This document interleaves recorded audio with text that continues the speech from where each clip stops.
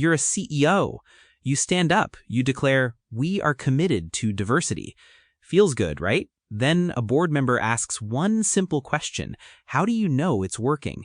Suddenly, good intentions evaporate. Can you prove more women are leading? Are diverse employees actually included? Are people staying because of your programs or leaving despite them? Without evidence, without numbers, your entire strategy is just a guess. And guesses?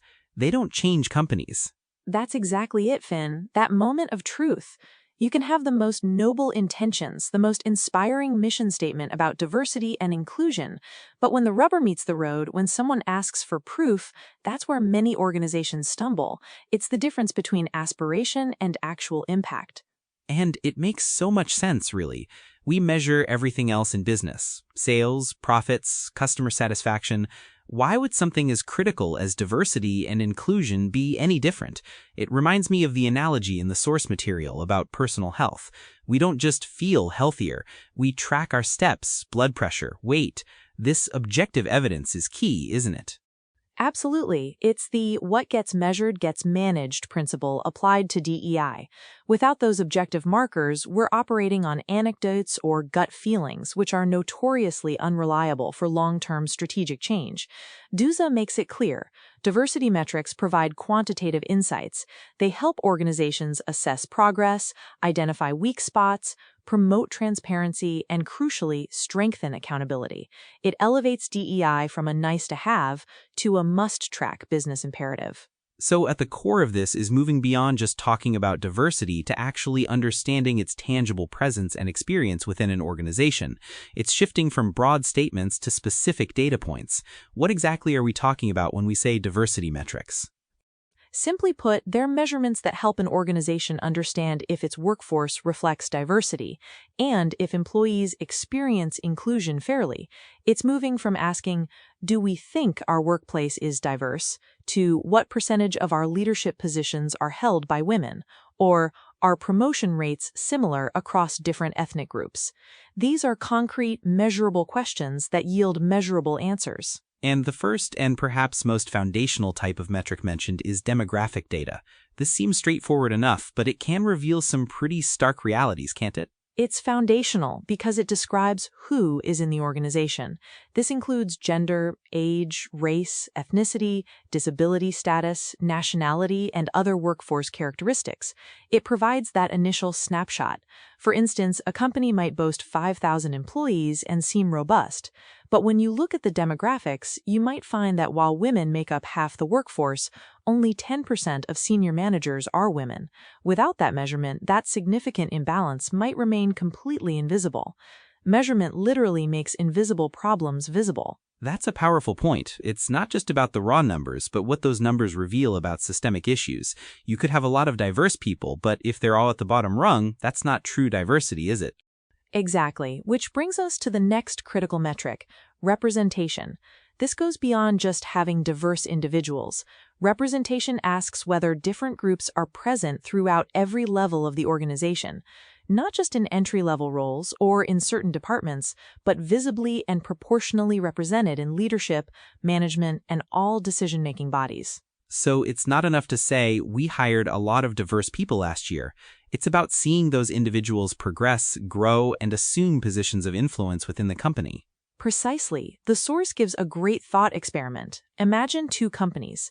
One hires many women, but almost all executives are male. The other employs women across every level: supervisors, department heads, directors, and executive leadership. Most people would instantly recognize the second as demonstrating stronger inclusion. Representation isn't just about hiring, it's fundamentally about opportunity and career progression.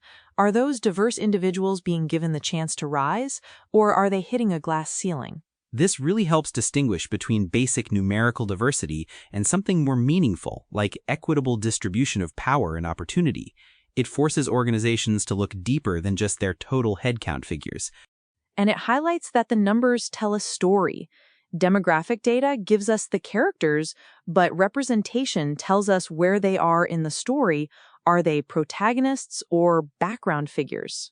It's about where power resides then, where the decisions are being made. If the demographics at the top don't reflect the demographics of the overall workforce or even society, then you've got a disconnect that measurement can flag. Absolutely. It's a critical indicator of whether an organization is truly living up to its stated values of equal opportunity. Without tracking representation, you can easily be lulled into a false sense of security by just having diverse entry-level numbers, while structural barriers persist at higher levels. This metric provides a crucial mirror to an organization's actual power dynamics and promotional pathways. If you're not seeing diverse representation at all levels, you know there's work to be done to dismantle those barriers. So we've talked about who's in the organization and where they are structurally. That sets the stage for thinking about fairness, particularly in terms of compensation. That's right, Finn. Pay equity is another non-negotiable metric. DEUSA highlights it as essential because it cuts straight to the heart of fairness. If two employees perform identical jobs with similar qualifications and experience, but one consistently earns less simply because of their gender or another personal characteristic, that's not just an ethical concern, it's potentially a legal one. It seems almost unbelievable that this is still an issue in many places, but how do organizations actually measure this without getting bogged down in individual performance reviews or subjective assessments? It sounds complicated to compare two identical jobs. It can be complex, but there are established methodologies. Organizations typically conduct pay equity audits. They use statistical analysis to compare salaries across similar positions, often using factors like job title, experience, education, performance ratings, and location. The goal is to identify any statistically significant, unexplained disparities between groups, such as men versus women or different racial groups. If a disparity can't be justified by legitimate job-related factors, then it flags a potential equity issue that requires correction. But isn't it possible for some roles to have elements that are harder to quantify? For instance, roles that involve a lot of soft skills or influence that might not be directly tied to a specific output. Could that lead to a perception of inequity, even if the company feels it's paying fairly based on contribution? That's a valid point, and it's where robust job evaluation systems come in. Companies need to define job requirements and performance criteria as objectively as possible. If soft skills are critical to a role, they need to be defined, measured, and weighted consistently across all employees in similar positions. The challenge isn't just about the data, but about the framework for evaluation. If the framework itself is biased, then the pay equity analysis will be flawed. But the measurement process itself, when done rigorously, is designed to uncover those subjective biases that might otherwise go unchecked. It forces transparency onto criteria that might traditionally be opaque. So it's not about making every job exactly equal, but ensuring that differences in pay are due to legitimate job-related factors, not identity. Precisely. It's about fairness, transparency, and eliminating discrimination. Measuring pay equity sends a clear message that the organization values merit and contribution above all else, regardless of personal characteristics. That makes perfect sense. So shifting gears slightly, we've covered the who and the where and the how much in terms of pay, but there's a crucial aspect that often gets missed, the actual experience of employees. This is where employee engagement metrics come in, right? Absolutely. This is arguably one of the most interesting and insightful metrics because it moves beyond the purely quantitative demographics to the qualitative human experience within the workplace. DeZosa notes that you could have two companies with identical workforce diversity statistics on paper, yet in one, employees feel respected, motivated, and comfortable contributing ideas. In the other, they feel ignored, excluded, and disconnected. On paper, equally diverse. In reality, worlds apart. This is where the inclusion part of DEI really gets measured then.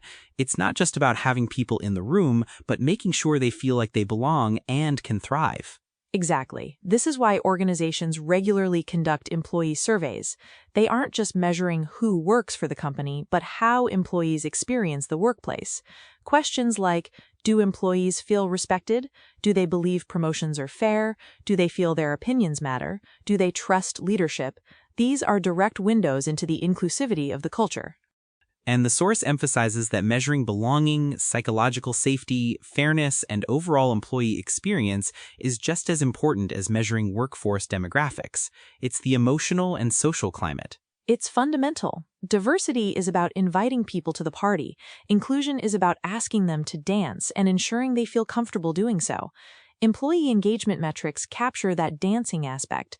Are people truly participating, feeling safe enough to voice ideas, and experiencing fairness in daily interactions and opportunities?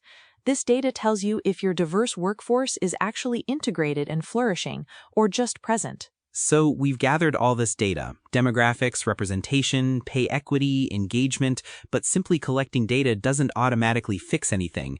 That's a critical distinction the source makes, isn't it? It's a crucial one. As the analogy goes, a teacher who records student exam scores but never changes their teaching methods when students perform poorly isn't actually improving learning. The same principle applies in business. Organizations collect diversity metrics not as an end in themselves, but as a means to an end, to identify problems, make informed decisions, and then monitor whether those decisions actually improve outcomes. So data without action is just noise. It has to be a feedback loop. Precisely. The data should spark investigation. For example, if employee surveys reveal that younger employees consistently report higher engagement than older employees, that's not just an interesting tidbit, it's a red flag. Managers can then investigate why. Perhaps training opportunities are unintentionally biased towards younger workers, or communication styles are alienating experienced employees. Without measurement, these issues would remain hidden, festering beneath the surface. But Mia, isn't there a risk that companies collect this data, present it to show they're doing something, but then don't actually make meaningful changes? It's like checking the box without truly addressing the issue. That's a very real and important concern, Finn. It highlights the difference between performative measurement and genuine commitment. Measurement for its own sake or just to satisfy external reporting requirements is a waste of resources. True leaders understand that the data is merely the starting point for diagnosis, much like a doctor running tests. The value comes from using those diagnostic insights to prescribe and implement effective treatments. If a company isn't prepared to act on what the data reveals, then the measurement efforts will fall flat, and can even breed cynicism among employees who see their input going nowhere. So the measurement has to be tied to a clear pathway for corrective action and continuous improvement. It can't just be an audit, it needs to be an ongoing process. This brings us to a tool that seems perfect for this kind of comprehensive, action-oriented measurement, the balanced scorecard. Indeed, the Balanced Scorecard, or BSC, might sound complex, but its basic idea is very simple and incredibly powerful. It helps organizations translate their overall strategy into measurable objectives, moving beyond just financial results to evaluate performance from several different perspectives. Think of driving a car. You don't just look at the fuel gauge, right? You monitor speed, engine temperature, oil pressure, battery, navigation. Each indicator tells you something different about the vehicle's overall performance. Businesses need a similar holistic dashboard.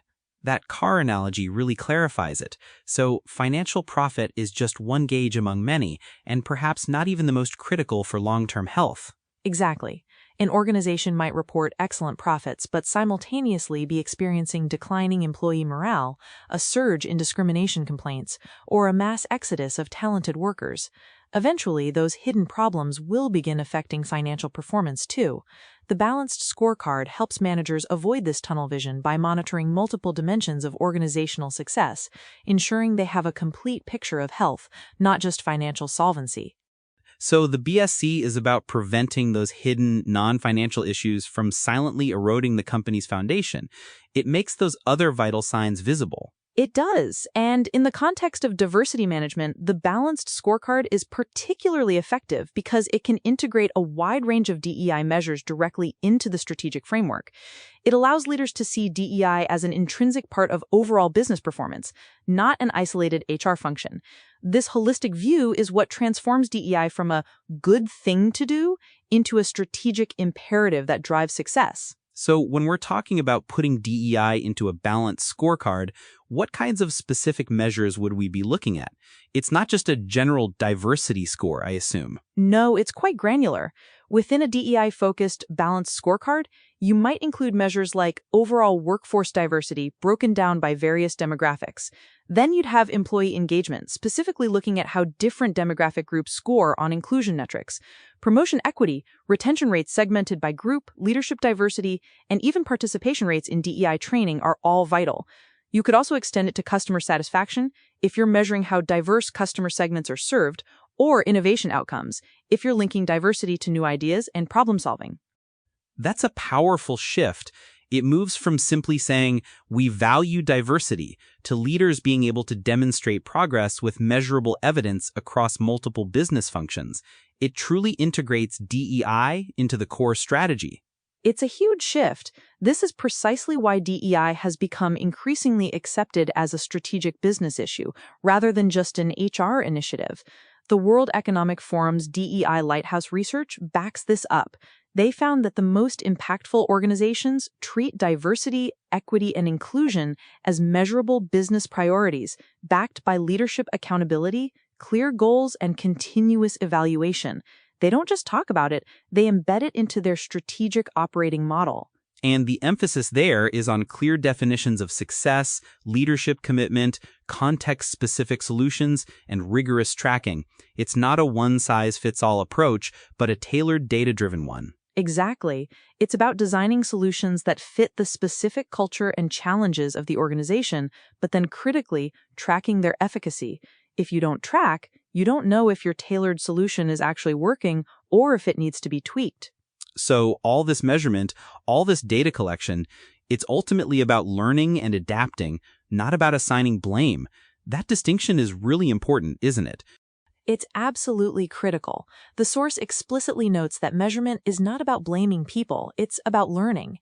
If the measurements show improvement in certain areas, organizations can double down, continuing to invest in those successful initiatives.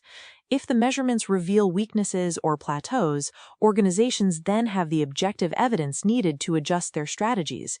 It creates an iterative, evidence-based approach to DEI. But even with the best intentions, Mia, isn't there always a risk? With any metric, people can find ways to game the system, to hit the numbers without necessarily embodying the spirit of what's being measured. Or conversely, to use the data defensively to deflect criticism, rather than proactively address issues. That's a very astute observation, Finn, and it's a constant challenge in any measurement system, not just DEI. The key here comes down to leadership's integrity and the organizational culture they cultivate. If the culture is one of genuine learning and continuous improvement, where mistakes are seen as opportunities for growth, then the data is more likely to be used constructively.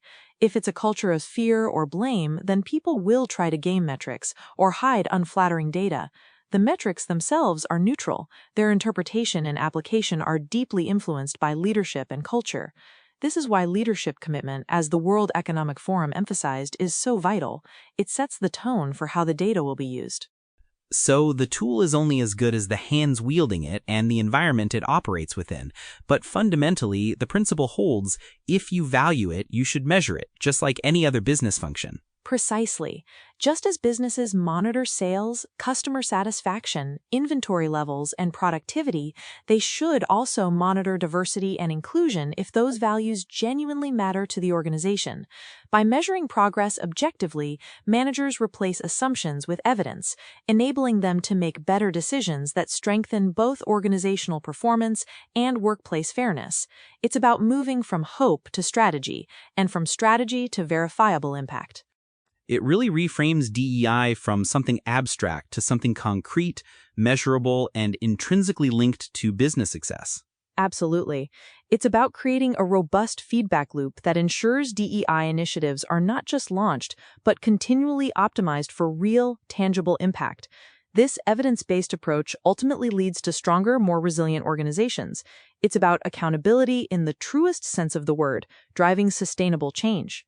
This conversation has really highlighted how critical data and measurement are to building truly diverse and inclusive workplaces, taking us beyond good intentions to demonstrable progress. It's not enough to say you care about DEI. You have to prove it with numbers that tell a meaningful story. And that story, told through data, becomes the foundation for informed decisions, continuous improvement, and ultimately a more equitable and effective organization. It's about shining a light on what's working and what's not to ensure that every individual has the opportunity to thrive.